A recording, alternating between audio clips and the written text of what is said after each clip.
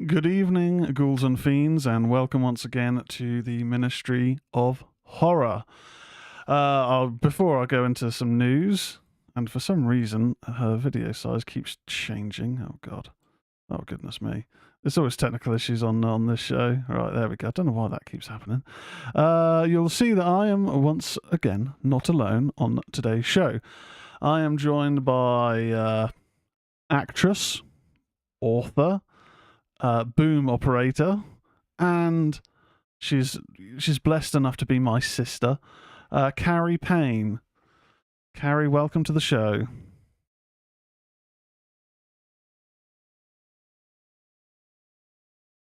Excellent. We're looking forward to chatting about them too. Now, first off, before we get into some questions and answers, and then get into the main bulk of the show, it was a big weekend for the MOS network, and the flagship show, the Ministry of Slam, with it being WrestleMania weekend.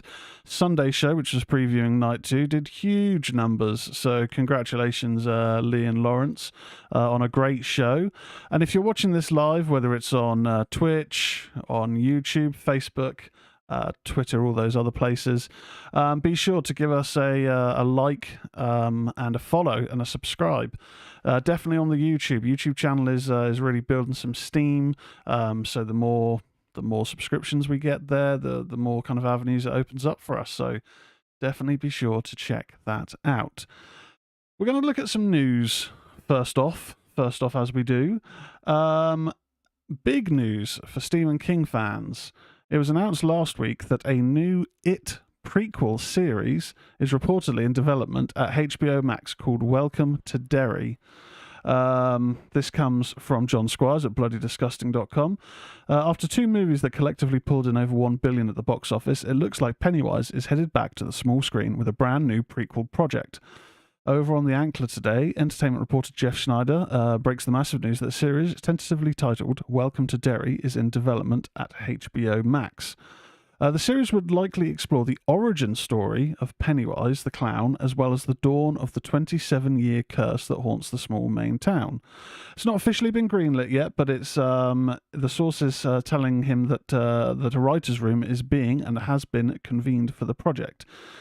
A bit further on, Variety says that the series will begin in the 1960s, in the time leading up to the events of It Part 1, the 2017 film based on the Stephen King horror novel. And the series has director Andy Muschietti and producer Barbara Muschietti are back on board to produce the series.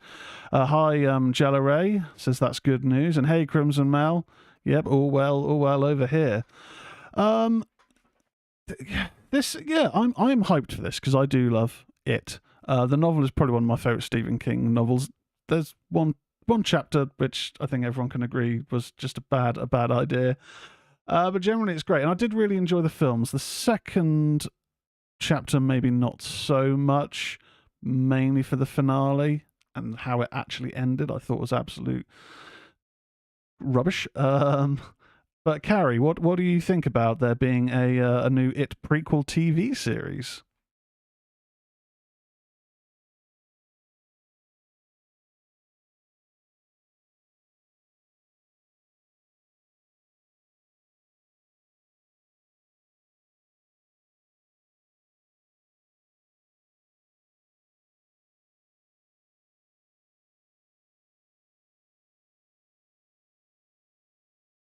Oh, wait a second. They're saying in the chat they can't hear you. Let me just do some tinkering. See, the thing is, the levels are showing her talking, and in my ears I can hear her talking. But let me just take off a bunch of the little bits and bobs. Okay. Can you talk again, Cari? Is she coming through now, guys? Let us know in the chat if you can hear Cari.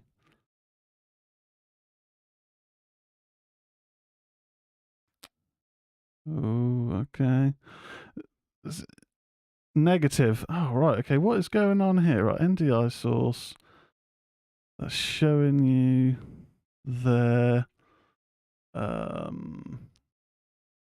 Do you have desktop muted? I do. Normally that isn't an issue, but if I unmute... Right, chat again, Cari?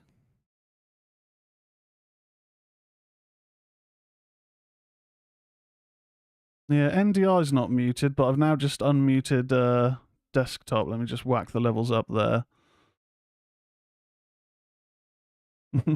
If the spirits can hear Cari talking, let us know in the chat. Still no? Oh my goodness. This hasn't happened before. Okay, maybe we need to disconnect the call and then reconnect. Levels, like I say, are showing coming through fine. So maybe there's something going. Oh, this is typical Ministry of Horror. Something always has to go wrong. Right, audio. Desktop audio. Freaking tech issues, man. Yeah, I know. Tell me about it. Tell me about it. Right, let's go. God. Desktop audio 2. Let's say. No, is that's what we got. Mic auxiliary audio. Not a mic. I don't know. Desktop audio is that. I can hear you coming through fine. Microphone USB. No.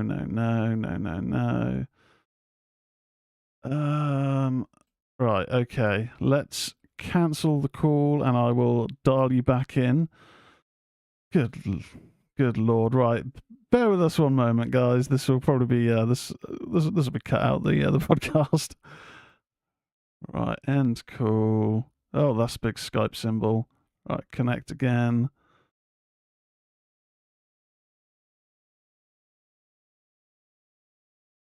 Okay, so can people hear Cari? Is she gotta love live? That's right, Mel.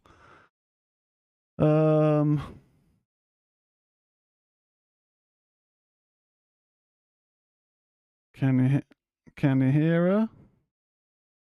No sound, no. But okay, so you guys can hear me fine. Right, let me go on to advanced properties.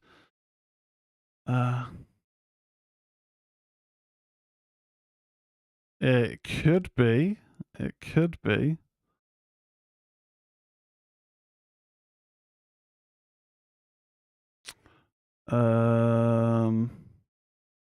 Right, wait a second. Let's go. Track 1 and close. Now keep chatting. Hello. How are you? Is everybody A-okay today? On this fine Tuesday afternoon. Can you let me know if you can hear her now? There she is. Oh, thank God. Okay. Woohoo! And I was talking about the most boring stuff as well. A sound. God damn, I hate technology sometimes. Okay, loud and clear. Brilliant. Okay, right. So we'll go back to the original question. Cari, what are your thoughts on Welcome to Derry, the new It prequel series being developed reportedly by HBO Max? Yes, I think I alerted you to this. I saw it on Facebook. I wasn't sure if it was an early April Fool's. I think it can either go one of two ways. It's going to be really, really bad, or it'll be surprisingly good, for me anyway, because I usually find that, if they wait a few years and they try and do something completely different with a really old story, it's either good or it's either really rubbish. I don't know. I think for me, it would probably have to have Bill Skarsgård and still Pennywise. Otherwise, it just wouldn't flow properly for me. And plus, I've got a secret weird crush on him when he's Pennywise. So I'll watch it, definitely. But if I'm not hooked after the first episode, I'm one of these people that I need to get hooked straight away, then I probably will stop watching it. But I'll give it a watch. Yeah, I'm interested because if anyone's read the novel, there is a lot of hi now Guilt. I didn't like the two new It films. Yeah, Yeah, I did. I really did enjoy them, except for the ending, as I mentioned, of part two. But then again, I really enjoyed the 1990s one, which is quite tame in comparison to the novel and the later films. But I think I kind of prefer that Pennywise because that's kind of how I envisage it in the novel. Hey, the Gruff. Welcome to the show. But yeah, anyone that's read the novel, there is a rich backstory. I mean, a big part of the novel is these the history of these mass murders or big horrific events that happen every 27 years. Now, with the It films, Chapter 1 and Chapter 2, they moved the setting from like late 1950s, I think it's like 57 or something, I can't remember exactly, to the 80s. So then the current day things would be in, 2018. So I'm kind of interested to see how closely they tie to the source material, because I believe that the prior event to Georgie getting attacked was it's known as the fire at the Black Spot, which was to do with an army base, a lot of racial tension, and that would be great to be portrayed if done right on film. But I don't know if they're now moving it to being his origin, and then also whatever he was doing in the 60s. I wonder if they're going to go a completely new route, or try and adapt things from the novel. But yeah, I will definitely be checking it out. Anything Stephen King, I'll give it a go. So next up, and I'll chuck the link in the chat so people can check it out if they so wish. Next up in the news, horror icon Bill Moseley releases new Spider Mountain album, The Devil Rides West. So Bill Moseley may be a name you are familiar with. He's played Chop Top in the Texas Chainsaw Massacre Part 2, and is also notable for being... I should have read the name first, but he was in The Devil's Rejects, the prior film House of a Thousand Corpses, and Three from Hell. Now Guilt says, could you imagine a Tombstone-style Pennywise film where it takes place in that time frame, but Pennywise is ravaging? Now that would be pretty cool. I would certainly be interested in that. Apparently for Chapter 1, we're meant to at some point have got a director's cut, but that's never really happened. There was meant to be a very early interaction between Pennywise before he took on the clown guys and a woman where he is bartering to basically eat the woman's baby. They cut it from the film because it was deemed to be too disturbing, but it was never shown on any deleted scenes. We were supposedly going to be getting a director's cut. We were also supposedly going to be getting a supercut of the first and the second film. I don't know why that never happened. Huge successes, but yeah, Pennywise Western. Be very interested in that. But yeah, horror icon Bill Moseley isn't just an actor, but also a musician, and he's got a brand new album out this week. He's the lead singer of the band Spider Mountain, and in the wake of their 2010 debut No Way Down, the brand new album The Devil Rides West is now available. New tracks include Barrel House Dirge, Incredible Shrinking Man, Skeleton Forest, Miscellaneous Bones, and Savage Sam. Bill Moseley is joined by Rani Sharon in the band. Previously, Moseley has collaborated with guitarist Buckethead from the band Cornbugs to form the band Cornbugs back in the 1990s. Cari, do you know much about Bill Moseley? Are you a big fan of his music?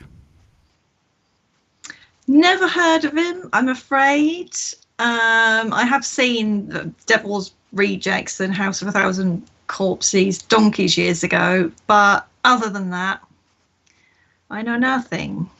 I've not heard his music. I remember hearing about him doing a collaboration with, might have been John 5 from Rob Zombie's band, which makes sense because of the Rob Zombie connection. If I remember, I'll check it out. But yeah, give Spider Mountain a listen. The new album, The Devil Rides West. Now, talking earlier on, you mentioned about your fascination for Bill Skarsgård, Cari. He is in talks to play Eric Draven. I think he may have actually been cast. He's going to be cast as Eric Draven in The Crow, a new remake of The Crow. And also, singer-actor FKA Twigs is co-starring. Not familiar with FKA Twigs' music or acting roles. Rupert Sanders, who did Snow White and the Huntsman and Ghost in the Shell, is directing the modern reimagining of James O'Barr's comic with Zach Balin, who wrote King Richard, writing.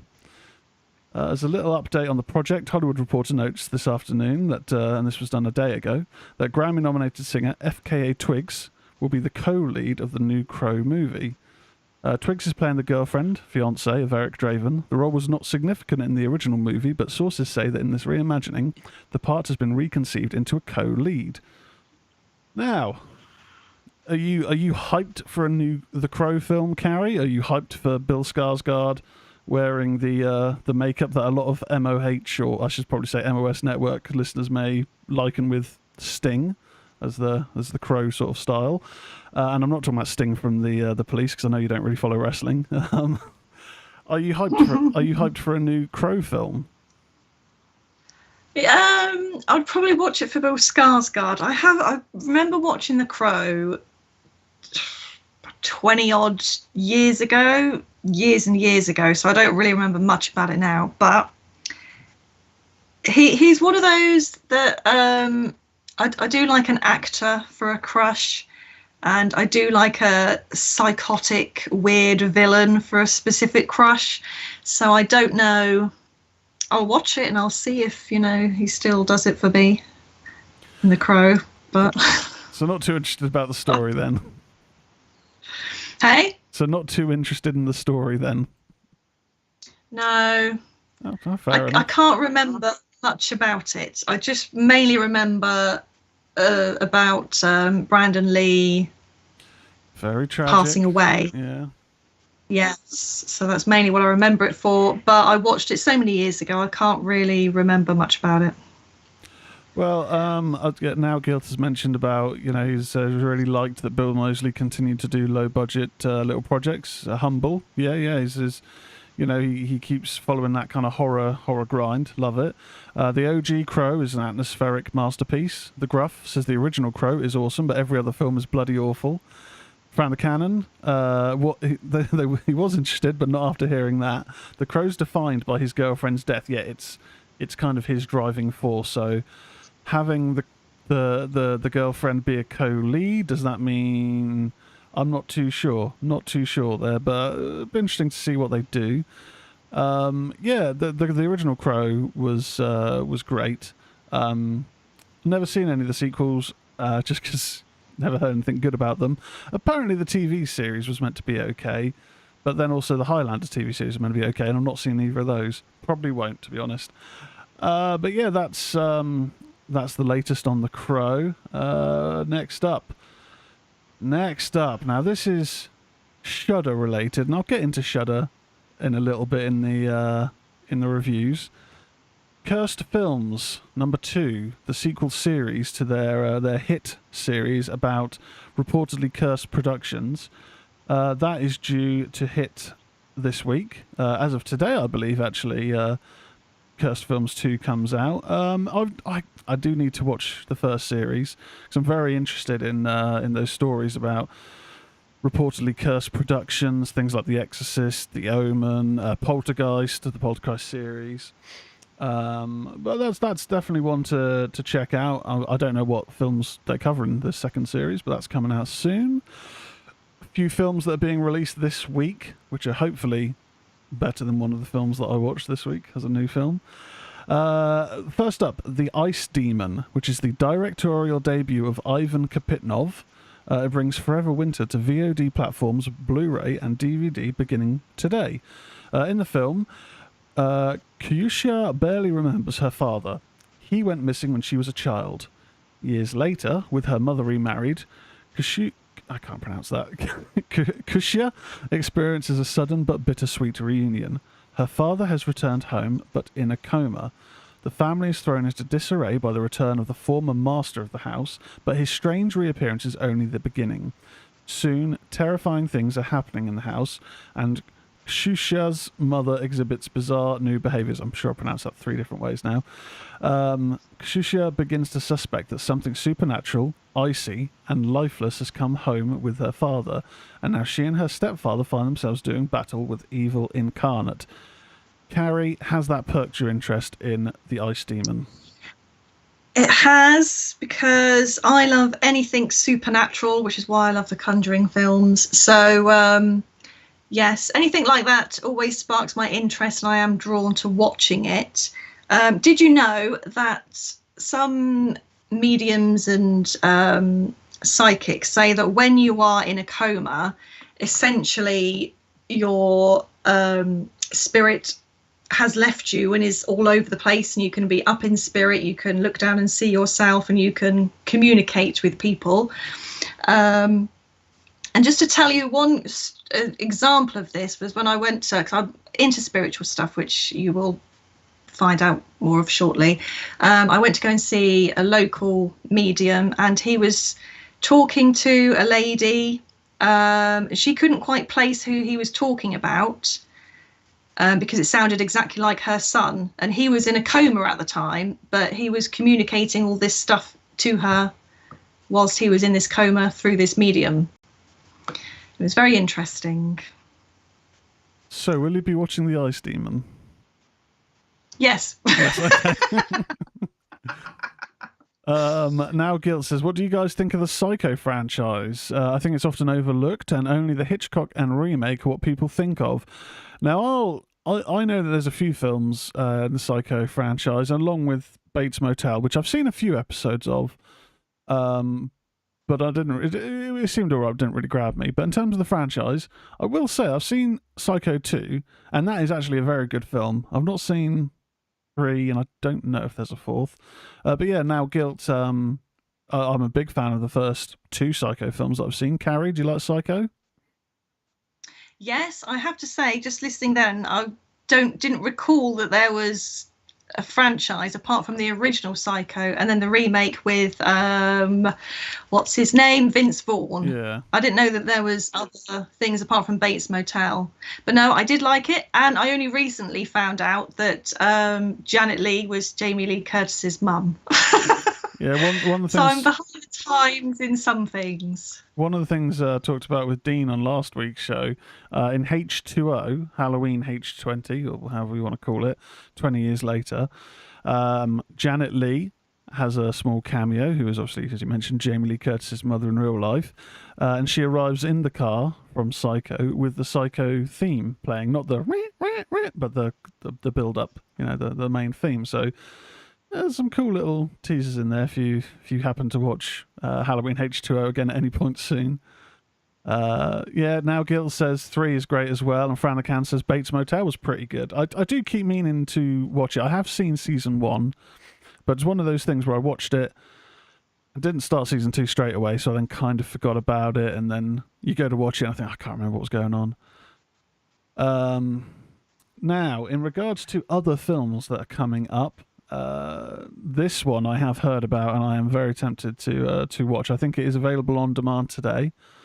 Hopefully it comes to streaming so I don't have to pay for it. And that is the new South Korean serial killer film, Midnight. Fear grips the country of South Korea as a serial killer, played by Squid Game's Wee Ha-jun, stalks his residents in Midnight, available today. In the film, Kyung-mi, played by Jim Ki-ju, a deaf woman, is out late with her mother when she stumbles upon a young woman bleeding out in a dark alley. Now a witness to the killer's brutal crime, Kyung-mi is being ruthlessly hunted down. Will she survive or become his victim? I haven't watched the trailer yet, but I will be watching that after the stream. Just chuck that in there. But I mean, Cari, I know you're a bit funny with subtitled films. Does that premise sound interesting at all to you? Not really. Oh. No, it's not really my thing. I think the last film I watched with subtitles, what was it called? It was, again, something like that. Plague or something. And everyone was saying, oh, it's really... no. It's quite recent. It's one word. And I watched it and I was kind of waiting for something to happen and nothing was happening, so I turned it off. A Parasite, something like that. Oh, right.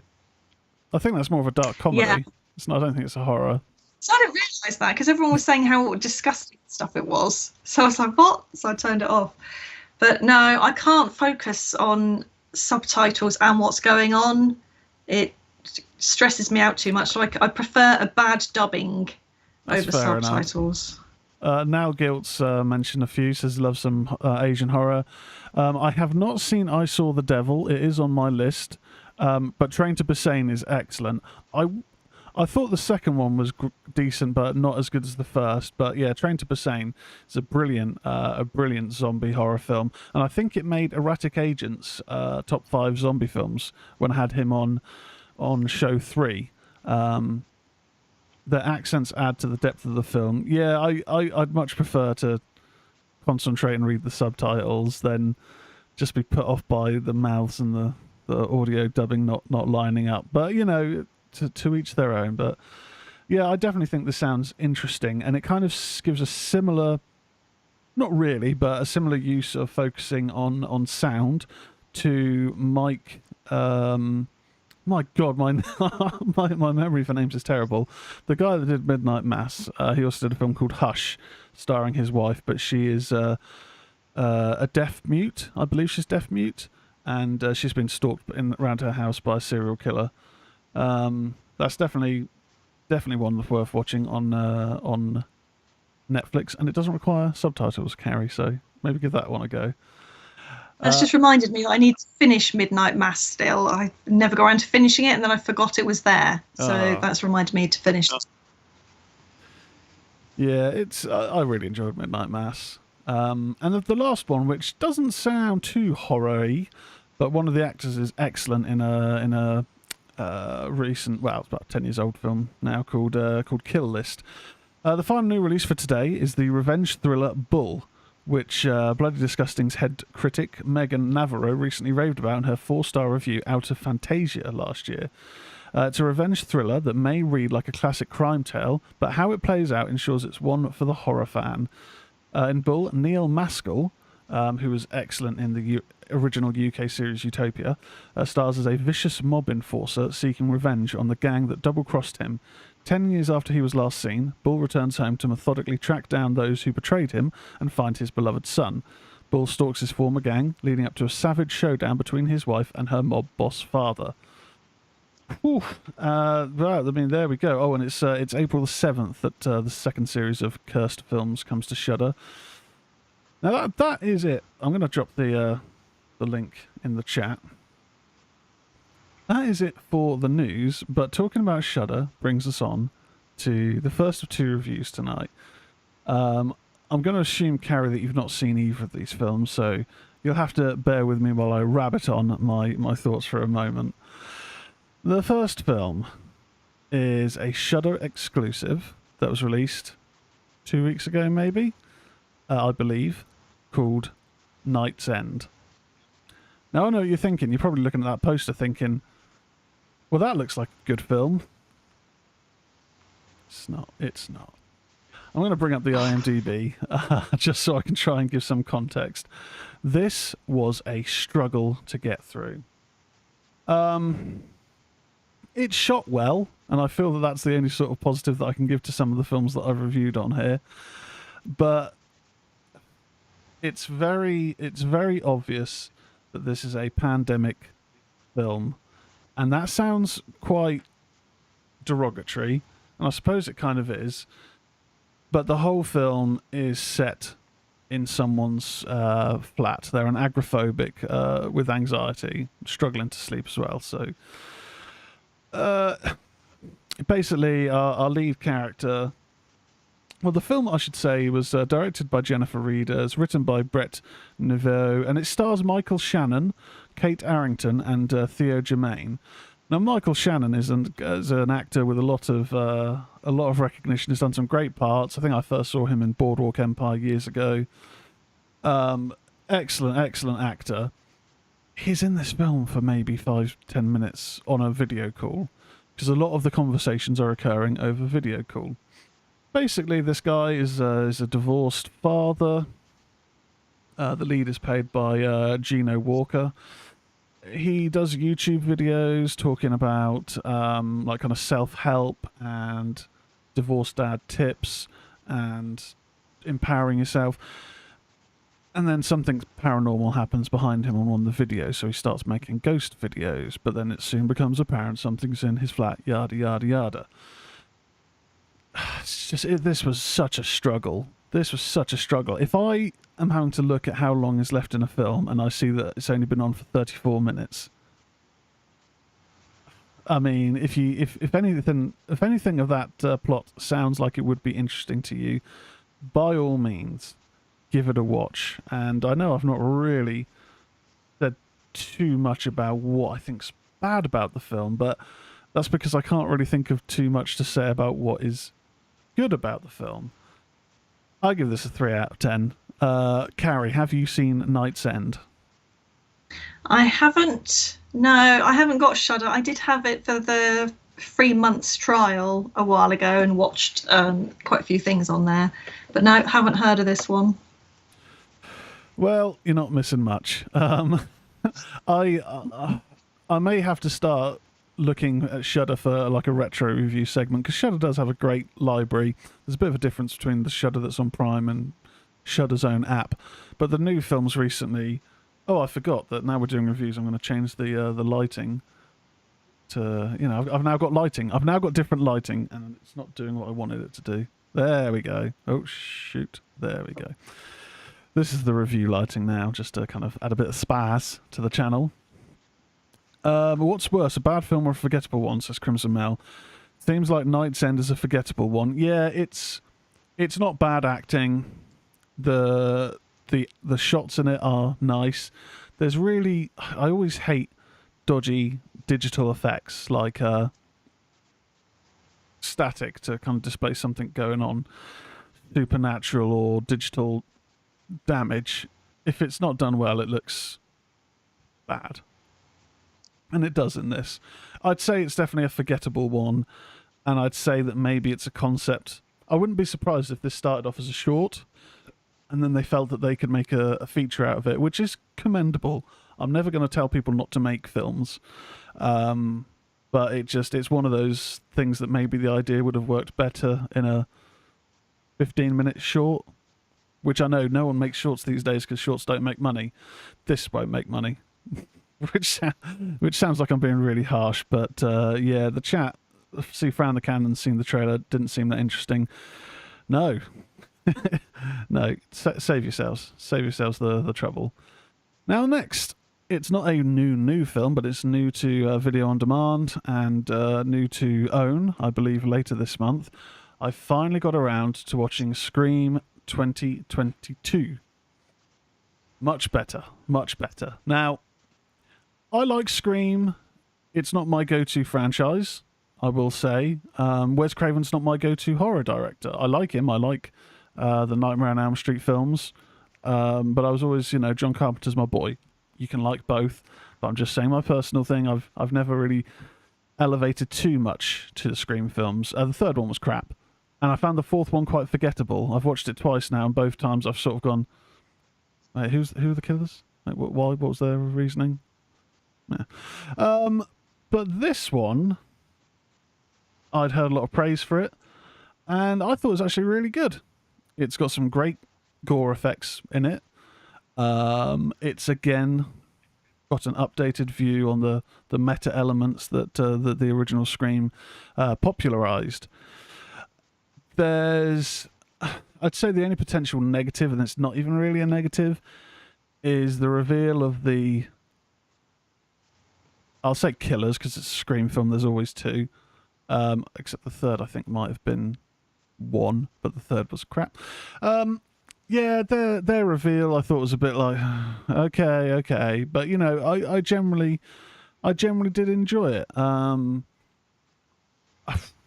You've got a great sort of new cast, and I think they handled quite well the legacy characters, as they say it.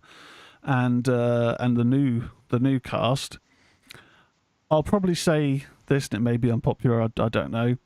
I don't think Neve Campbell needed to be in this film. I think Neve Campbell's great. And I think the Scream franchise is great in that, we've had 5 films now, and they've been able to basically keep the same core actors coming back. There's not many franchises that are this big that still have, the same actors coming back. But did she need to be in it? Her character had no real motivation, without kind of going into spoiler territory. Yeah, so you could have maybe just focused purely on the younger characters, but then would that bring in the fans necessarily if it's completely new characters? My score for this is a 7.5 out of 10. I enjoyed it. It's not perfect, but like I say, Scream isn't really my franchise, but it was good. Cari, have you seen Scream 2022? I haven't, but I want to. That's next on my list I want to watch. I really enjoyed the first Scream film, and I was in the mood to watch that the other day. Because it just takes me back to my teenage years. But yeah, I agree. The rest of the Scream films were pretty pants. And every time I try and think of what happened to them, I keep getting confused with a scary movie. Yeah. Because they took the piss out of it quite a lot. But yeah, I want to watch this one. Yeah, I'd say it's definitely worth a watch. I've seen Now Guilt says Scream is underwhelming. Yeah, it's like I say, the franchise for me, it's not my go-to franchise. I like the first, and the second one was the first one that I actually saw. The second one's decent, and like I say, the third was crap in my opinion, and the fourth I just found quite forgettable. And I've watched it twice now, and both times I can't really remember what happened. It just didn't really keep my attention. But yeah, I did enjoy the new Scream. Now, to figure out how these lights work, we've gone to green. I don't know why green, but I'm just like playing with the remote control lights. We're now got to the main event portion of the show. Now, before we do that, I haven't done my usual kind of introduction to who Cari Payne is and what Cari Payne's horror fandom is. So before we get started with our Conjuring assessment, and I say Conjuring, it's kind of almost more the Warrens assessment, but we'll get into that. Cari, what I always like to ask guests is, what is your horror origin story? What's kind of like your earliest memory of being drawn to horror as a genre? Well, the first horror I ever remember watching, I'm sure you mentioned the other week about one we saw together as a child, but I can't remember that at all. But the first one I remember watching was It at a sleepover with a bunch of girls, probably about 11. And I was the only one not scared. This is the thing for me. I've never seen a film that scares me. Might make me jump, but so I always try and find something that I think is going to scare me. So, and then the next film I remember watching after that was The Blair Witch Project, which intrigued me. I hadn't seen anything like that before. I remember I was ill at the time and I had to keep stopping it because the camera moving made me be sick. But then after that, I remember the first time I saw after that, and it was probably got it off Love Film or Blockbuster or something, and I watched it in my bedroom, and I remember coming out to you and going, oh my god, I wish I'd seen that in the cinema. And I loved it. I thought it was amazing. So that's the first time that I sort of got an interest in horror films and psychological, and now I always try and look for films where I'm not going to know what's going to happen. If I can guess what's going to happen in the first 5 minutes, I'll usually turn it off, or if it's too much of a slow burn, I usually turn it off. So I'm really picky about my horror. I think around the time of Saw, I watched Texas Chainsaw Massacre and loved that. Because you could just, I thought she was such a good actress, and I can't remember her name at all. Marilyn Burns? But yes, you could just feel her terror, and I thought that was really good. So that's sort of my first, like, not current at the time, because obviously it was sort of 20 years or so before our time. Yeah, that stuck with me, and I did watch that again the other day. But I didn't watch any of the other ones in the franchise, maybe the second one, I think. And which one was it? We met Leatherface at HorrorCon that time. What was he in? We met the guy who played Leatherface in Leatherface Texas Chainsaw Massacre Part 3. Let me just bring his name up because, as you may guess, I have an awful memory. It was... Me too! Where's the cast? Right, Leatherface was played by Randall Allen Mihailov. That does not look like him. He's an American actor and former professional Are you wrestler. sure it's the right one? Because that doesn't sound like the guy's name. I can't remember what his name was, and he signed something for me, didn't he? And he was very sweet. And it was Dan Yeager, wasn't it? I think Dan Yeager. No, because that's the most recent one. No, I don't know. He had Bill a long Johnson. beard. Oh, Bill Johnson. That sounds more like it. He was in Texas Chainsaw Massacre Part 2. Yeah, I'm pretty sure that's him. It's really hard to tell now. I was certain it was the third one, but it's definitely not any of these other chaps. But yeah, we met him. Yeah, we met some of the original It cast members as well, didn't we? I'd forgotten all about that actually. 1990s kids, yeah. And we also met the guy who plays the woman in black in Insidious Part 2 in full makeup. Yeah, that was really cool. Need to do another one. So where are to on my horror thingy? I think that was about it really. Sort of the early Awakenings and The Exorcist as well, although I couldn't really appreciate like the actual full-on meaning until like these last couple of years. When I thought, oh, okay, that's why that is. But then I did watch recently The Exorcist. I don't know what number it was, but I said to you, oh my God, this is really brutal. What is going on here? That was either The Beginning or Dominion, but they're two films that are basically the same. Yeah, it was The Beginning. The Exorcist for me is really The Exorcist 3, and the TV series I did think was decent. I did think the TV series was decent. Not seen the TV. Sweet Burb says, "Who is this handsome boy?" I think you're on the wrong channel. So, 1 and 3 are the best. Yeah, the third one, I think I've spoken about it on a prior episode. The third is excellent. It's a true sequel to the original, which I didn't really appreciate as a kid, like similar to you, but it's now one of my favourites. There's a couple of schlocky editing moments, or just not CGI, but effects of the time, just a couple. But it also has one of the best jump scares in horror. And anytime you see like a jump scare or scariest moments list, it will have The Exorcist 3 on it. But yeah, and the TV series was decent. So now, next little question. I've just got 2 more. We talk about subgenres sometime on this channel. Very much, I am not a gatekeeper with horror. Like some thrillers, I'll consider them horror. You know, if it has spooky moments or whatever. Horror is different things to different people. But there's a lot of different subgenres within horror. Is there any particular subgenre that you find you kind of prefer over all else, whether it's zombies, vampires, stalk and slash, whatever, giallos? Is there any subgenre that you prefer? So I'm not really a fan of zombies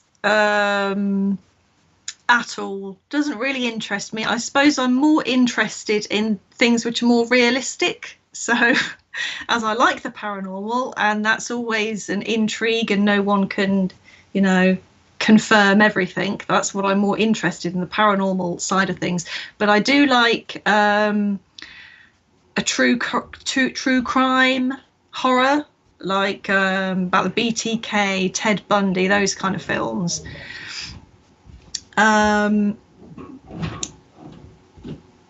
Yeah, I'd say those really are my go-to. Okay. Aliens as well, I'm not really interested in. Okay, fair enough. Now, see, now Guilt says in regards to The Exorcist, 1 and 3 are the best. Agreed. Crimson Mouse says that he's a fan of the supernatural horror himself. As you know, we discussed on a recent show, really good chat about supernatural the truth behind supernatural in the films. Check it out on your podcast feeds or on the library for the MOS network on YouTube. Follow and subscribe. I'm gonna plug that a few times tonight.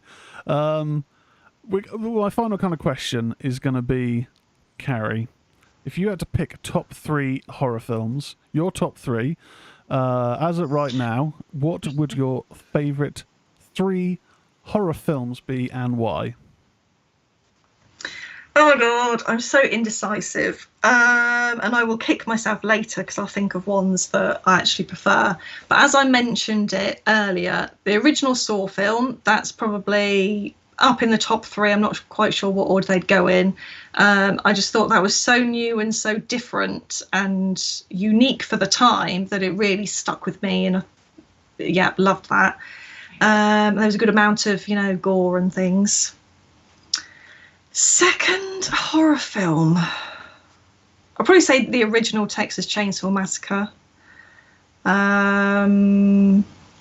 Third one, I'm going to have to go with The Conjuring, because I absolutely loved seeing that in the cinema. If I see a new horror film and it sticks with me and I love it and I start researching it, then that's my thing. And then I'll go and watch whatever else they do, like I've done with The Conjuring. And films like Insidious and Sinister, I really like that kind of style of supernatural.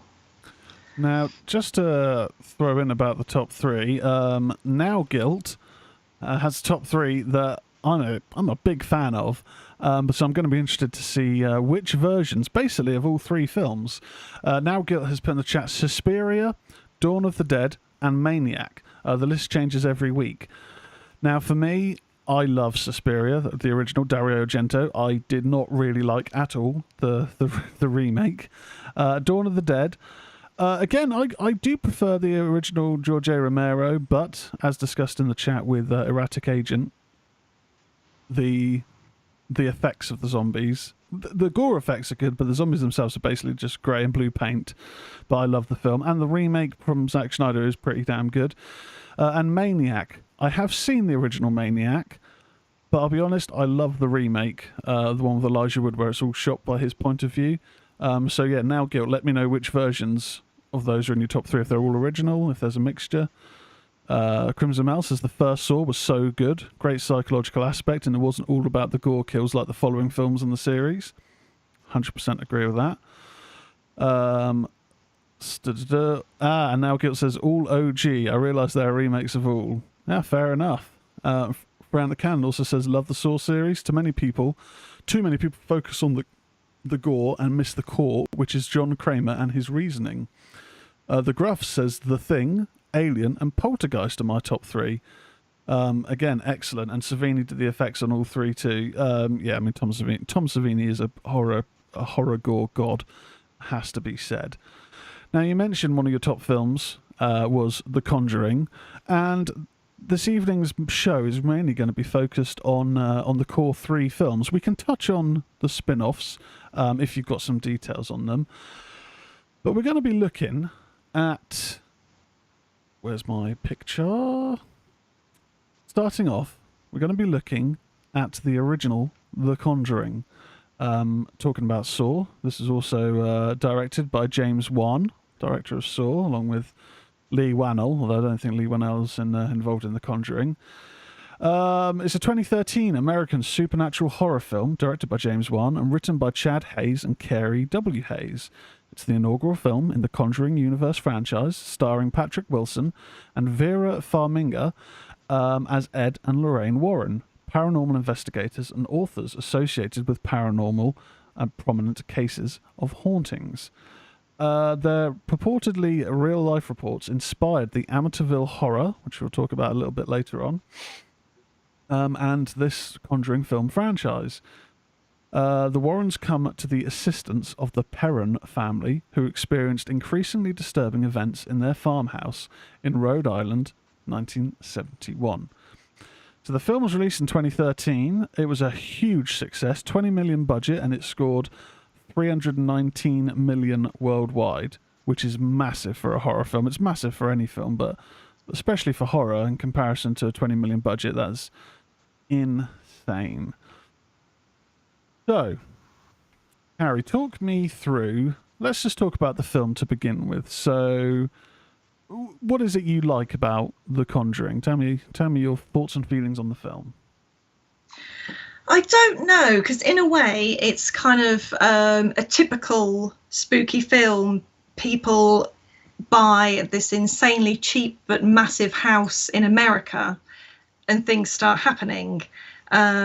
So that's basically how it begins. This family, Carolyn, I can't remember the husband's name now, typically, and then they've got 5 daughters. Pretty much straight away, things start happening. Carolyn spots that the Warrens, Ed and Lorraine, are doing one of their paranormal talks around at the local university, sort of spreading the word and educating people.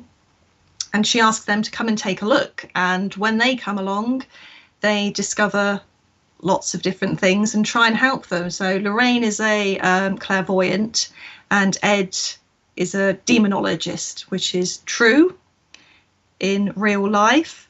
If you haven't seen it, then I won't say too much more because I don't want to give it away. But I just really liked the way that the scary scenes were done. There was the anticipation. You weren't quite sure what was going to happen, and it was just chilling. And I really liked those moments because it was different to the usual.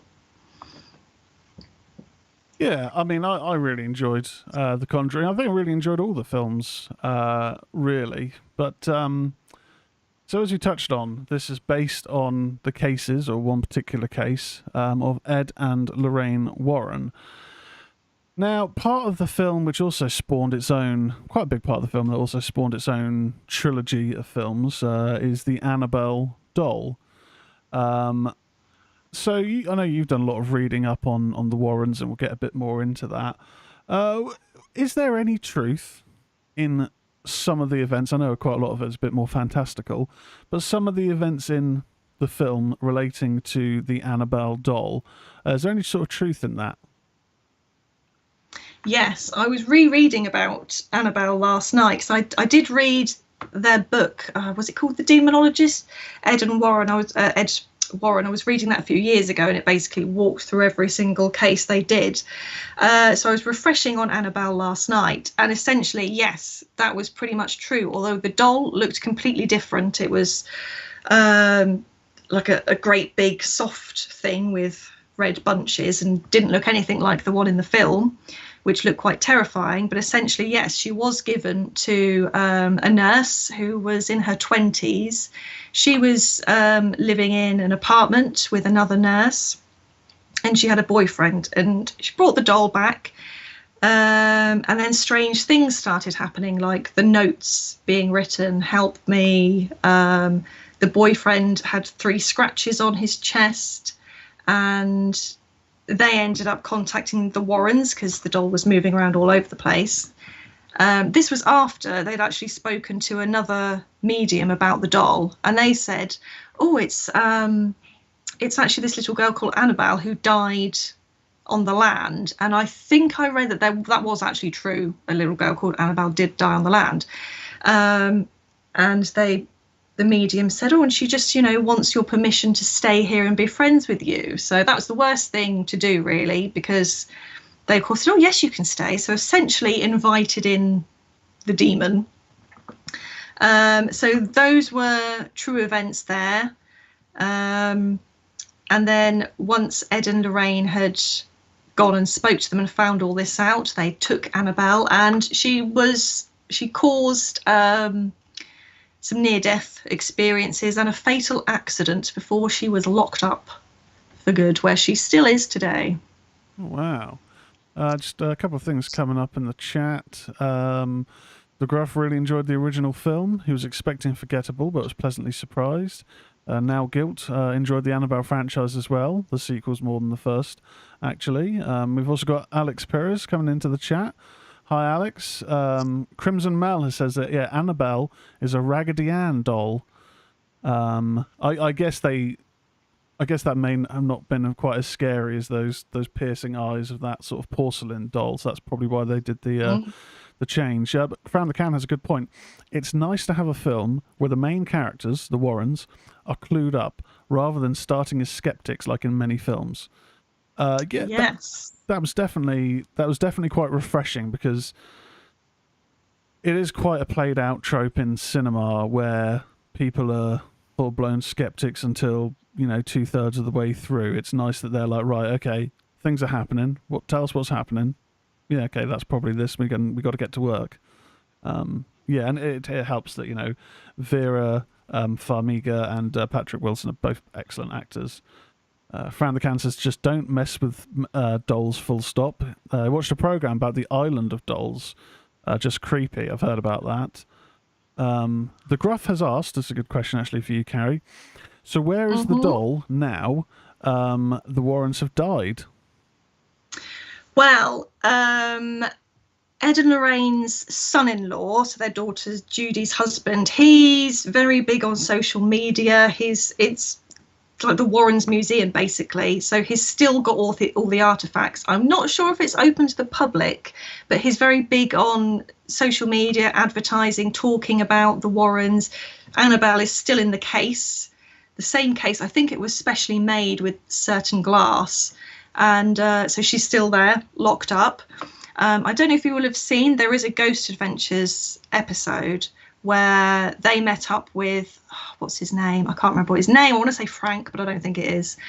And they were told, do not touch the doll, because they had taken her out of the box for them to investigate.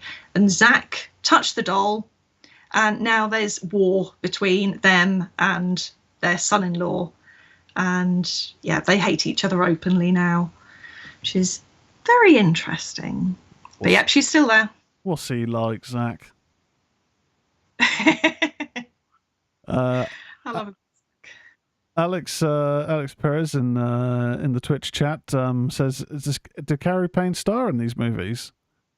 I wish. No, I'm just a lover of the Conjuring films, and because pretty much as soon as I saw the Conjuring, I saw it was based on true stories. I did, of course, the Google, and then I came across Andrea Perron, who I still see to this day. She's always doing podcasts, YouTube channels, and I read her books back in that day as well. I managed to get them on the Kindle, but I can't find them anymore. You have to pay for them now. Called House of Darkness, House of Lights. I think she's done a third one where she's talked all about her experiences in the house. So a lot of people get their knowledge now from speaking to Andrea, because she will tell anybody anything you want to know. So that brings me on to talk about the Conjuring house now. I don't know if any of you will have seen that it was only a few years ago. It made the news and everything. It was bought by some people. I can't remember their names either, I'm afraid. And they do ghost hunts. Ghost Adventures have also been there. On their episode, Andrea did go there, and she was talking about what had happened. You see lots of YouTubers doing ghost hunts in the actual Conjuring house, which doesn't look anything like it is in the film. It's sort of pretty much a one-story, large, dark, very old-looking building. Okay. In the chat, the Gruff says, wow, interesting. Thanks, Cari. Crimson Mel says that the Annabelle doll is in the Warren Museum in Connecticut, and it's been closed since 2019. Yeah, love to go. Yes, I remember reading that Ed used to do a blessing or a prayer, a binding prayer, I think it was, I read, over the doll every single day to keep whatever is attached to it in there. So it still wasn't really confirmed who or what it was, but this was what Lorraine and Ed kind of said. Okay. It was not Annabelle, the actual child, definitely not. It was something else. Something more nefarious. Now, before we move on to onto the second film, I want to kind of ask a question which we're going to ask about in each film, and I have a feeling the reality may get further away potentially when we get to each film. But In terms of overall, the events in this film, the haunting, the image of this witch who was killed at this property, also the possession of the mother who then tries to kill the daughter because that's previously happened. They're the key points that spring to my mind of the plot points in the film. How much of that is based in reality and how much of that is just cinema narrative? Because at the end of the day, it's a film. You want to get butts and seats. Yes, well, in real life, they actually had a lot more different things happen. I think Andrea said that instantly, as soon as they moved in, they saw a man. Um, and I was reading about Bathsheba earlier because I'm sure I read that she was a real person, Bathsheba Sherman. She was real. She lived sort of like a mile away on a different farm. She was accused of doing witchcraft and things like that. She did go to trial, but wasn't convicted. But she was essentially, isolated from everybody. They had these rumours. There's no actual evidence of any of this, but it's just sort of gone down the centuries.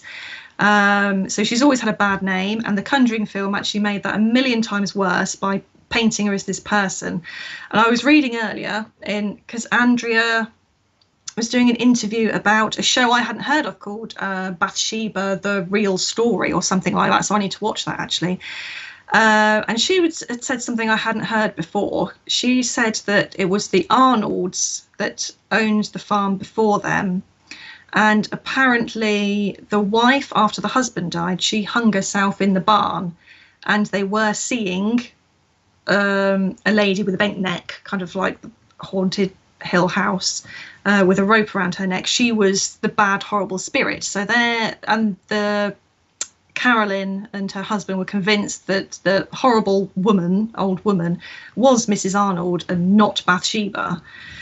So she sort of had a very bad rap, but there is essentially an old woman that was haunting them. They spoke of hearing soldiers going in the walls and out the walls and all kinds of things. But one thing I always remember is Andrea said about one of her sisters, I'm not sure if it was the youngest, but apparently she never spoke about what she experienced until the day she died. I think she passed away now. She would never tell them or anybody what she actually experienced. It was that awful. And I also read today, which I didn't know, but the young boy that April makes friends with, he was real, called Oliver, and made friends with Oliver in real life. The possession scene in real life, what that actually was they were conducting a seance. Now, the Warrens actually only went to the Conjuring house about 5 or 6 times. The dad didn't want anything to do with them. He wasn't happy about them coming there, but the mum wanted them there for the help. And they had a seance, and Andrea and the girls, they were hiding on the stairs and watching. And during this seance, Carolyn did get the chair lifted up, threw her across the room. She was speaking in a language which did not exist on this earth. That was the words of Andrea. And she was knocked out. And that's when the dad punched Ed, kicked him out of the house. They didn't want him back. And they only came back a while later just to make sure that she hadn't died, because they thought she was dead from that. So those bits of it were true. God, there was so much that happened in that. So I would say there was a lot of truth in it, but it's all sort of spread out and intermixed into more exciting things in the film. She didn't get full on possessed in the film. She didn't try and kill the children, but there was a lot of things that did happen that were in the film. Okay, interesting. Was the mother alive? I don't know if they're still alive, but were they alive at the time of the film's release? Because I'd be interested to know if they had anything to say about being portrayed as trying to murder their children under the possession of a witch demon. Yeah. So I think they were both alive. I definitely remember Carolyn was. She didn't want to watch the film. They stayed in that house for about 10 years, and then they managed to move somewhere else, and they only stayed because they couldn't up sticks and moved somewhere else. And they say they continue to be haunted by it to this day. But yes, they were still alive. I don't think any of them wanted to watch it. Andrea seems to be the only one that wants to get the story out, and so she said she's grateful for The Conjuring that it's told this crazy story they experienced. I think she's passed away now. I'm sure I read a little while ago, but I'm not 100% sure. Crimson Mail raises an interesting point. It says, the Warrens wouldn't be the first people I'd call for paranormal stuff. Ed's outlook on things, in my opinion, makes things worse, not better.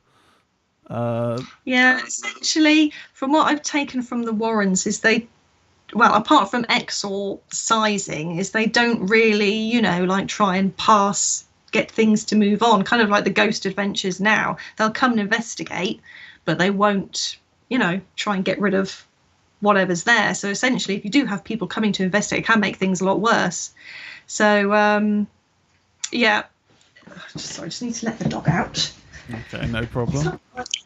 Okay, while she's letting the pooch out, we're going to move on to the sequel. But before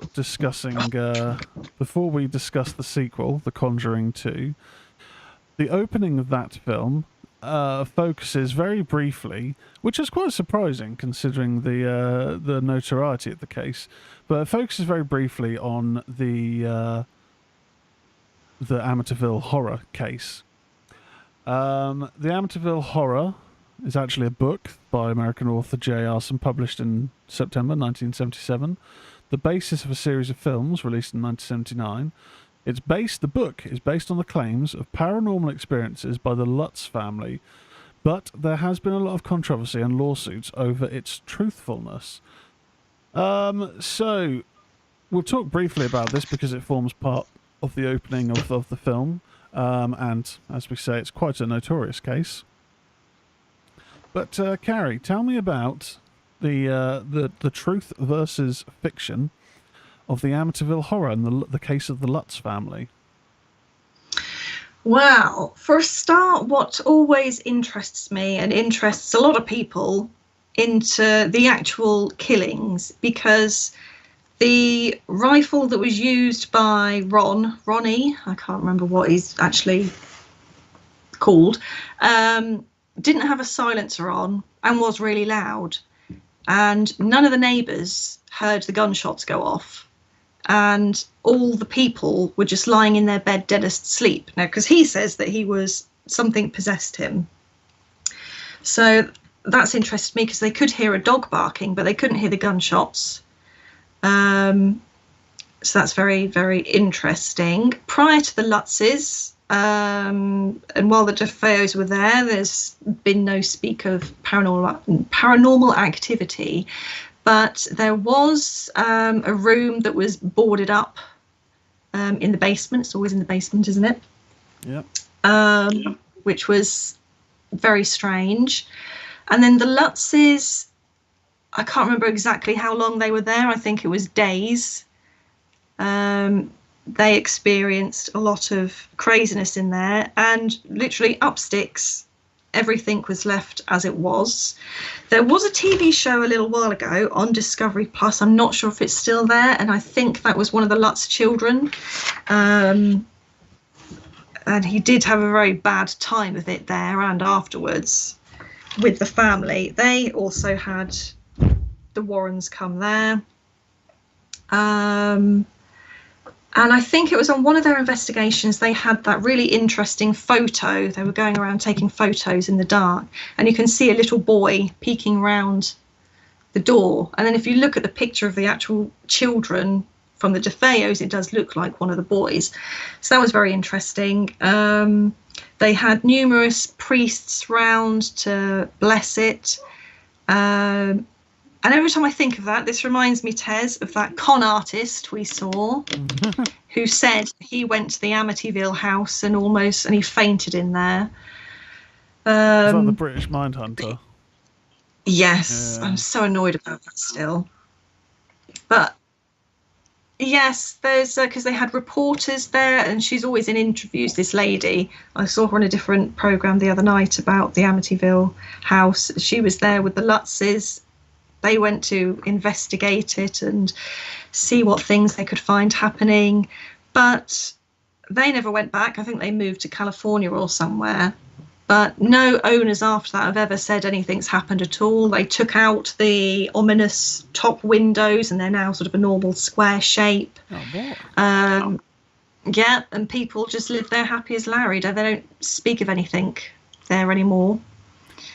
But interesting. So what? I mean, we can transition this now into The Conjuring Part 2. But then, with that regard, then what did the Warrens achieve by their visit to the house? Did they kind of just rock up, have a mooch about and go, or was there any sort of seance or exorcisms with the Warrens involved? Yes.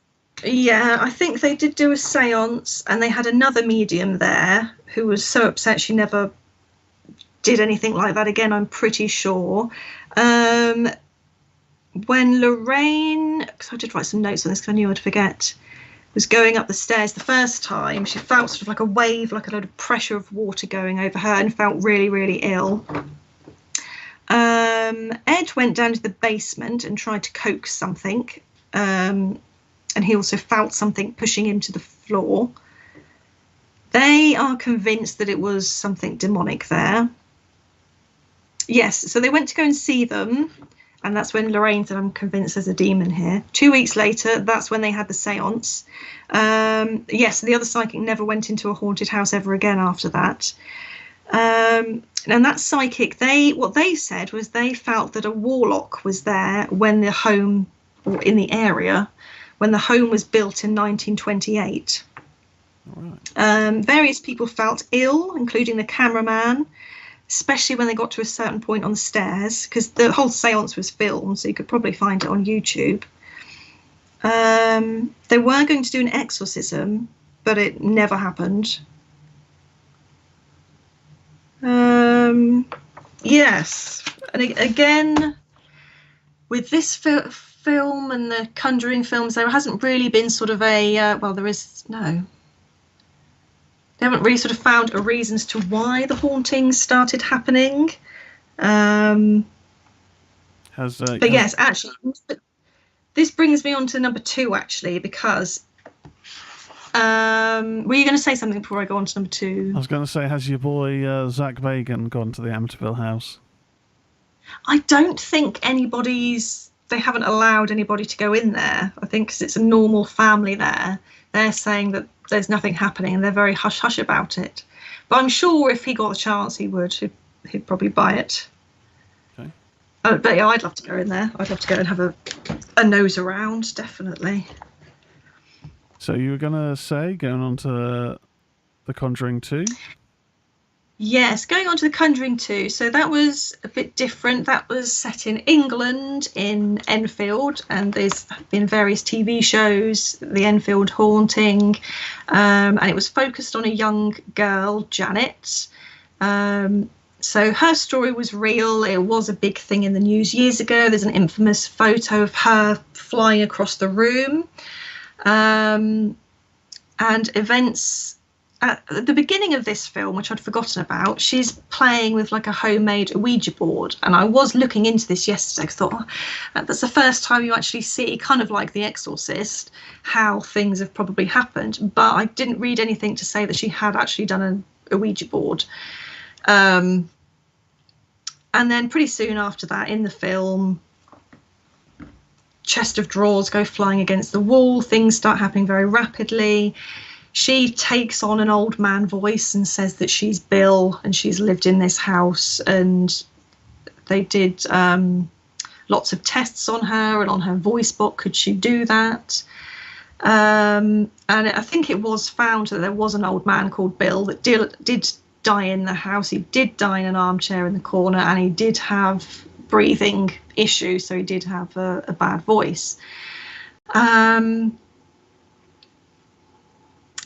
Yes, so the Enfield Haunting mainly focused on a poltergeist, So what I found interesting about Poltergeist is it's not what people think of, like an angry spirit that throws things. And I learnt this from, what is her name? If anybody watches the Dead Files, Amy Allen, that's it. And so she basically says that poltergeists are created, they're manifested by usually a young person who's going through a bad time. They're experiencing lots of negativity, anger and trauma, and it gets projected out and creates this thing unbeknownst to them that throws stuff, causes chaos. And interestingly, this was around the time that her father had left. She'd had a lot of trauma, a lot of upset, and she was, becoming a teenager. So prime time. And then in real life, the events, they lasted for 18 months and they stopped as soon as they'd started. So I thought that's interesting with the whole PK manifestation, as they call it, that it's something that, she's magically created and causes carnage. There were, I think it is in the film as well, that she was accused of faking some things, which did happen in real life. And she said, yeah, we did fake some stuff, but not all of it, because we wanted people to stay and believe us, because everyone, they were waiting 24/7 for something to happen. So she didn't want them to go anywhere. So they'd try and bend spoons and things like that. But the Warrens, I don't think they did very much, but they did say that, yes, there was something spiritual there. They didn't do all the stuff in the film. I think they did go and investigate, but I'm hazy on what they actually did there. Well, Crimson Mail in the chat says, Cari knows her mess. Poltergeists are energetic manifestations, a type of thought form. You can't exactly get rid of a poltergeist, but you can suppress the energy and keep it from going bonkers. Now, before I sort of mention my thoughts on the Enfield case that the film is primarily sort of based on, this film did also introduce a couple new elements, which one has had its own film, another is reportedly in development, and that is the Valak, I believe that's the name for the nun, and also the Crooked Man. Now, do you know if there's any basis on particular cases for those? The Crooked Man, I don't know if that's just a creation for the film, but at least Valak, we see. Wow, I'd forgotten all about the Crooked Man actually until you just said. So I will have a look at that. But I was looking at the nun last night. The nun was not true at all. There was a demon called Valak, but it seems to be not anything like what they've made in the film. So they just seem to take little bits and bobs from various stories and put it together to create this. The Warrens did go to an old church it sounded English, but I don't think it was an English church. And she saw a big black mass in this church. And then from there, James Wan, whoever created it, turned this mass into the nun. And then, I saw that once and I wasn't really into it, probably because it's not true. If it's true, then I'm into it and I want to research it and things like that. But that's not true. One of the points I kind of wanted to go to that, and the nun, I would say definitely is worth a repeat watch. When I saw it in the cinema, like the nun character is very creepy, but when I saw it in the cinema, I was a bit like, the film's a bit too dark all the time. Just because it's like, come on, you got to have some light moments. But on watching it again a few years ago, it's entertaining. It's definitely got some creepy moments. But the point that to give it another watch. The point I wanted to kind of address, spoilers if you've not seen The Nun, but near the very end of the film, a character, I think it might be the priest, gets bitten by like a serpent or a manifestation of a serpent on his eye. It's either him or it might be another character, but someone has an interaction with the nun, and they are the character from the very first Conjuring film when the Warrens are doing that that seminar, and they talk about a possession that really affected Lorraine. So do you know if that possession interaction, obviously not the Valak character, but that particular possession had any basis in reality? Yes, I think they did. They did do multiple exorcisms and things like that before they started going to the Conjuring houses and became more well known. But I'm not sure if it was, specifically that horrendously bad for Lorraine. But they definitely did go around doing exorcisms. Now, and this may sound like me being a pessimist or a skeptic, but you mentioned about a couple of the cases, the Warrens going and not doing too much, but saying, yes, there is something demonic there, or yes, there is something supernatural. Do you know if there's been many cases where the Warrens have gone there and gone, no, this isn't supernatural? Yes, I was reading because the way they started off was they met together. Lorraine was seeing things as a child. It started off as lights, and she went to a convent. She went to school. There was nuns, and then she was saying, "Oh, that nun, she's got really bright lights around her, and yours aren't very bright." And they were like, "Never speak of anything like that here." So she learned to not talk about anything, but she was seeing essentially people's auras back then. And then Ed was in the Navy. They met while he was working at the cinema. And then once he came out of the Navy, he liked painting houses. And he also had paranormal experiences as a child. He would see an old woman and scary stuff that his dad said, never speak of it. So they were both sort of interested in that. And he would go and paint houses and then go up to the door and ask if they wanted to buy it. And then they'd hear about haunted houses. And so he would go and paint this house, and then him and Lorraine would go up to the door and try and sell it to them. Then they could get in and ask and find out about the history and go and have a look around. And then things started from there. They'd go and see more haunted houses. They'd find out more things. And then they became more well known. And so they were the original paranormal investigators. And kudos to them. They had the whole world saying, no, you're talking rubbish. But no, they did say that they would go to places and nothing was happening. They're like, no, there's nothing here. So, yeah, it wasn't all everywhere's haunted. Okay, fair enough. Yeah, I mean, I've done a little bit of digging previously in regards to the whatever haunting it was that the Conjuring 2 is based on. I can't find it now.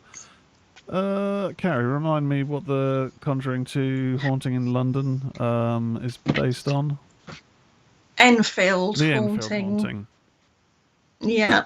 Yeah, I have looked into that before, and I do. My opinion from what I've read is it seems more of a hoax, but I've not done extensive reading, and I do err sometimes more on the skepticism side, because until I see or experience something myself, I'm gonna err on that side. So they did have policemen and people there that did confirm they had seen stuff happening.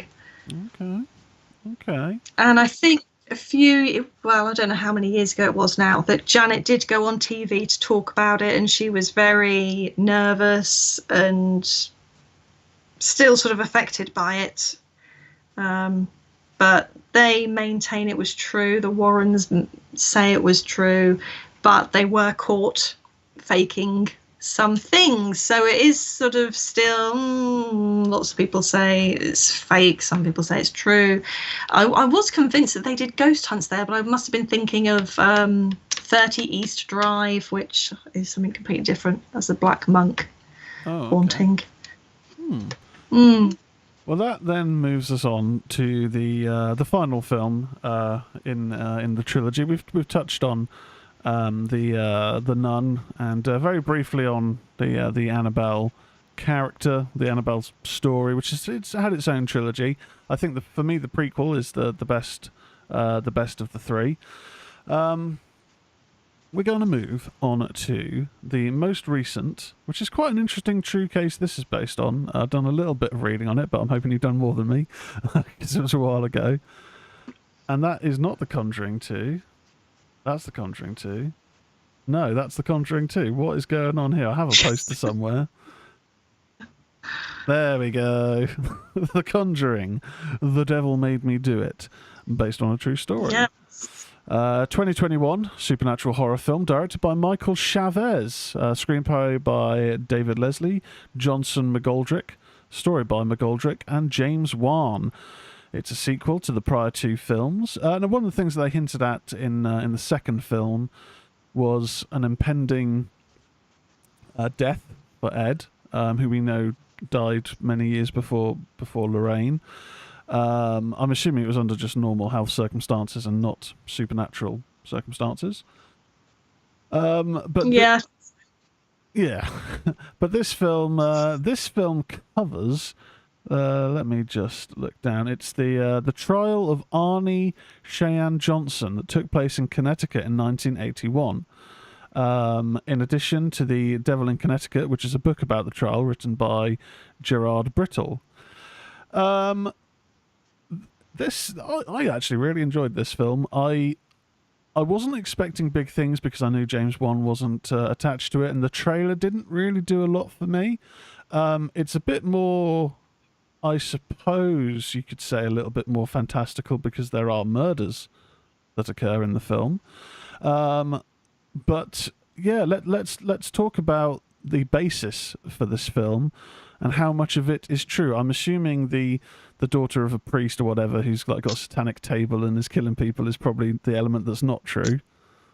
Yeah, that's not true. I'd forgotten about that actually until I was looking it up, and then I thought, oh yeah, I forgot that whole thing happened. But yeah, that wasn't true. Definitely not. But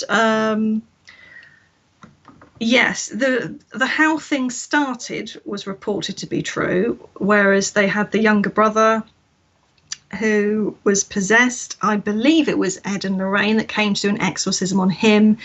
He had some, bad things happening to him. He was being put in all kinds of positions. And the little boy's sister's boyfriend, Arnie, was always around and he was helping the family out. And he was getting so frustrated and upset at the whole situation. He was shouting at the demon during this exorcism, "Take me and not him." And then nobody had sort of realised that anything had happened until a little while later when the boy seemed to be okay. And then Arnie started acting really weird, saying strange things and going off in a daze. And then Arnie and his girlfriend, they did go and live and work in sort of like a boarding kennel place. They did have sort of an obnoxious boss that was drunk all the time. And there was this incident one day, I think one of his girlfriend's little sisters or somebody was there. There was an altercation with, I think it was the owner. I got confused with what I was reading. Arnie stepped in and essentially, quick as you like, stab, stab, stab, stab, stab. And the guy just sort of was talking 1 minute and then just crashed. And Arnie ran off, and then they found him covered in blood, put him in prison. And I think they said this was the first case. The Warrens agreed to testify and said that it was a supernatural event. He was not, mentally there. It was a demon, essentially. He did end up going to prison.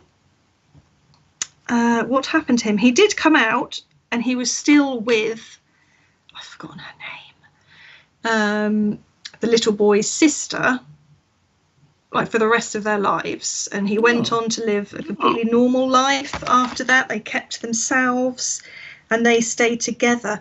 At one point, the middle brother came out and said, no, none of it's true. None of it happened at all, which was weird. But then the parents and everybody else that was there said, yes, it was true. What are you talking about?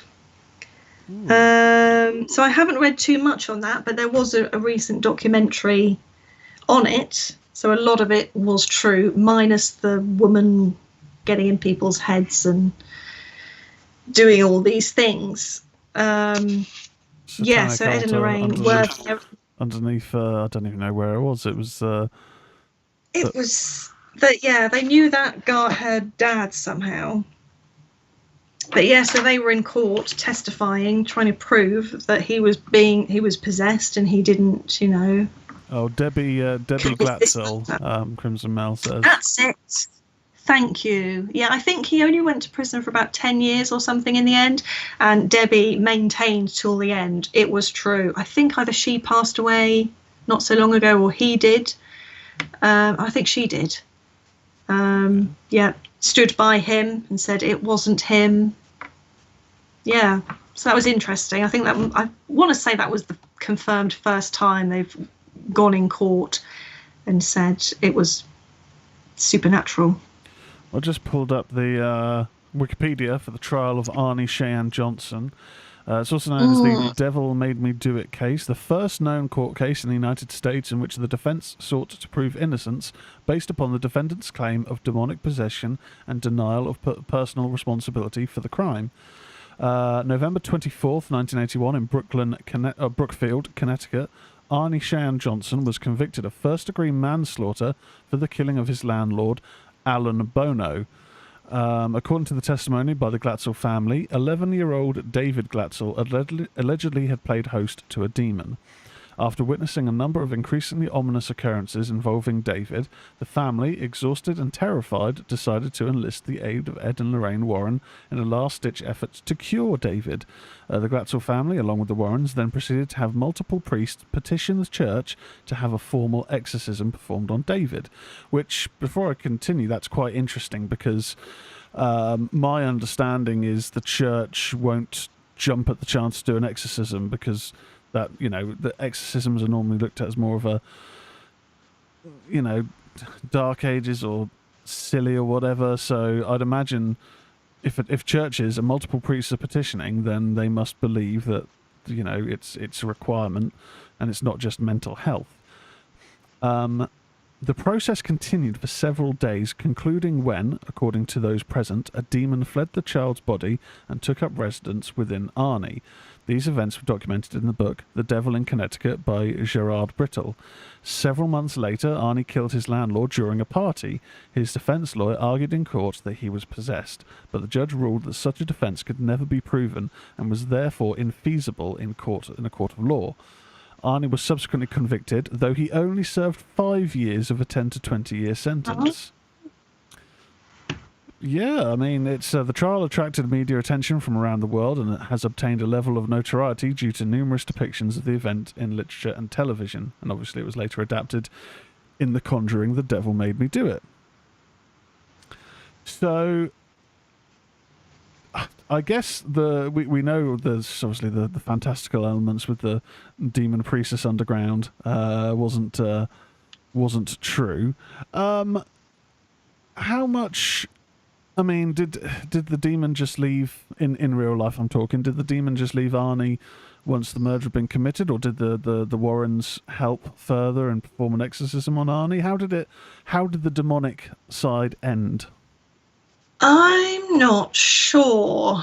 I don't think I've found that far ahead, but I'm assuming that whatever was there got bored and left while he was in prison, because I don't think the Warrens could do anything while he was in prison. I'm not sure if they had any contact.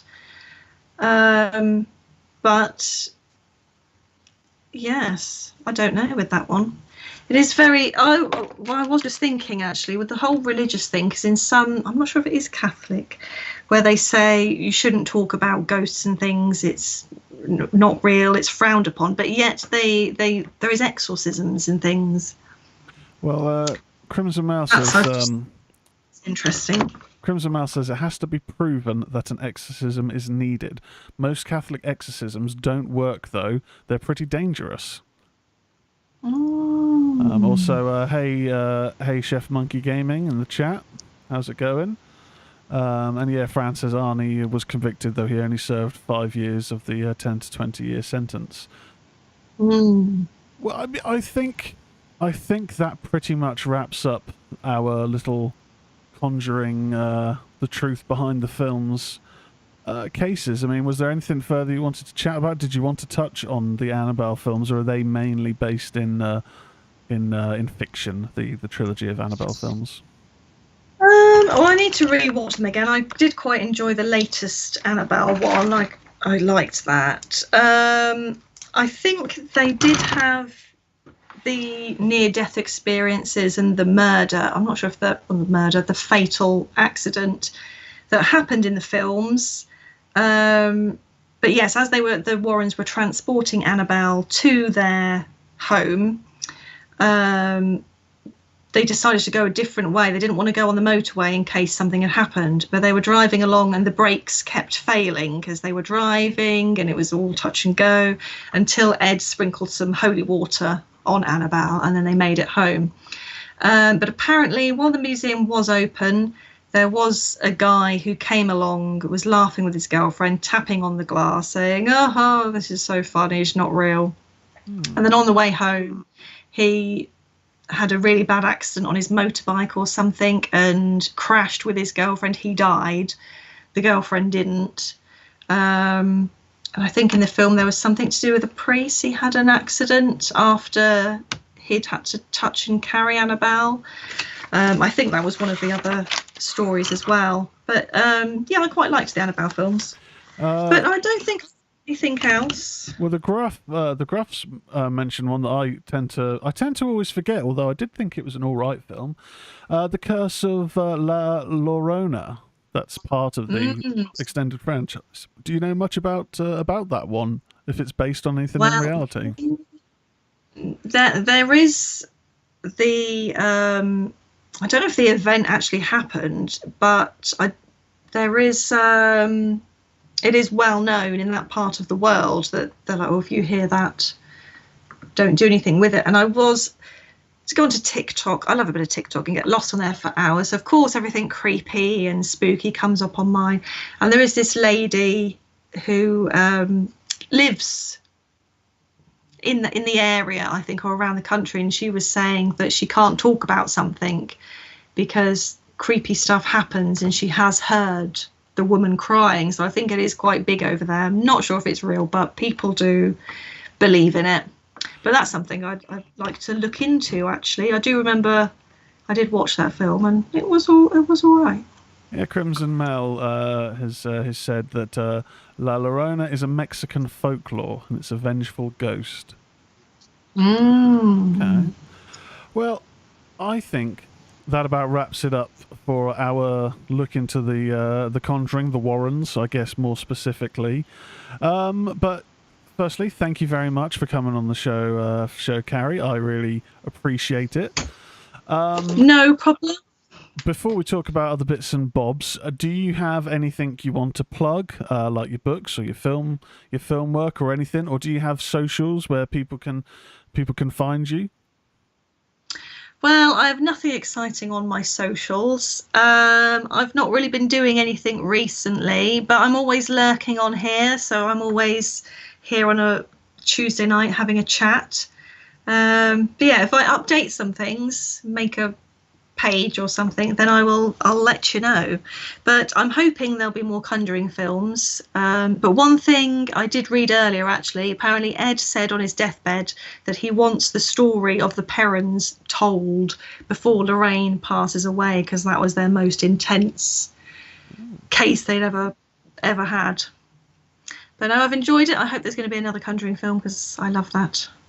Well, some really good feedback. Crimson Mel says, get Cari back on. She knows her mess. Franacan says, thanks, Cari. And The Gruff says, another great show. Thanks for the information, Cari. Very interesting. Thanks, everybody. I've enjoyed it. Cool. Right. So that pretty much wraps things up for this evening. Obviously, tomorrow on the MOS Network and Retro Chat podcast feeds. Remember to check out Andy doing the Retro Chat podcast. Sunday, I was about to say Saturday, is the MOS Ministry of Slam show, the flagship show. Be sure to head over to the youtube.com/the MOS Network. Give the show a subscribe. Give the shows a like. It's been really building massively, especially with WrestleMania weekend. So, the guys are doing some good stuff. Chef Monkey Gaming, it's good to see you, Tez. It's Ickle. Been a long while, brother. Is this Mike? Let me know if this is Tesco Mike. I have got a terrible memory, but I think that could be. Yep. Awesome. Thanks for coming along, Mike. Awesome. Be sure, as I say, to follow twitch.tv as well /the MOS Network. The podcast is also on the MOS Network feeds, but I also have it on the Ministry of Horror feeds. I'll be checking those on the socials. Be sure to follow us on Twitter at Ministry_Horror. Also Facebook at Ministry of Horror, and as I say, the MOS Network. Now, in regards to next week, I don't have a set guest lined up, so it may be a solo show, it may be a guest. I'll drop it in the socials, nearer to the time, what I've got lined up. But we will have the return of the MOH Book Club, because I'm determined to finish the ritual by then. It should be easy enough to do in the space of another week. I think I'm down to about 150 pages. But if you've followed the previous chat about MOH Book Club, we're going to pick a book, try and do it monthly. I'm thinking maybe second Tuesday of each month. And I think the next book after the ritual may be the Richard Lemond Funhouse book that I picked up, I think, on either the Fran the Cannon or the Gruff's recommendation, but we'll get to that. That's pretty much it. So once again, thanks, Cari, for coming along to the show. Thank you, everyone in the chat. If you're listening to this on the podcast, thank you as well. I will see you again. Goodbye. Bye.